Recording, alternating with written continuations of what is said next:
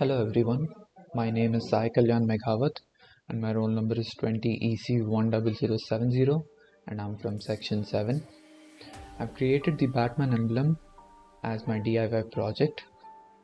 In order to create this part, I've firstly created a sketch in the 2D plane XY plane and I've created the outline of the emblem. As you can see here, I've used the horizontal and vertical constraints and I haven't fixed any particular limit to the length of this emblem. I've just tried to make it around 75 millimeters or so.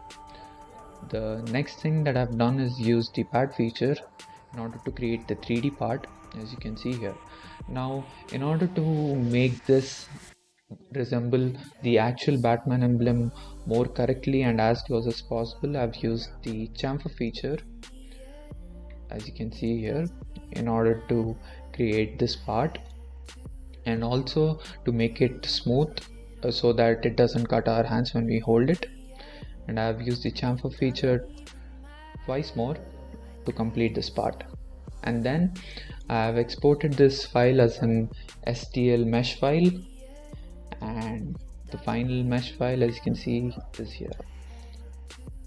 Now this STL mesh file that I've just created, I've opened this in Cura, as you can see here. Now the actual thickness of this emblem was around 5 millimeters, so I wanted it to make it a little bit more thick so that it is a bit more strong. So I've scaled it to about 140% of the actual size. I've used the scaling feature in order to do this. And then print settings that I've used here is like the profile setting is set to be draft, layer height to be 0.2 millimeters. I've set the infill density to 100% in order to make it more strong, and the pattern to be lines.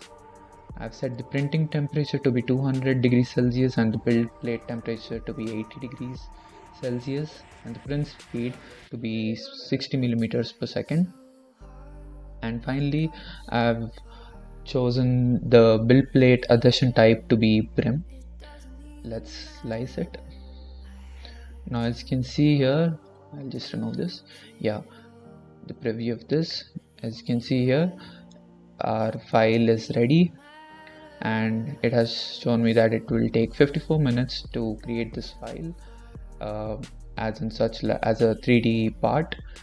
Now we can export this file as a G-code file and we can transfer it to a USB pen drive, and then we can get the final part from the 3D printer. Thank you.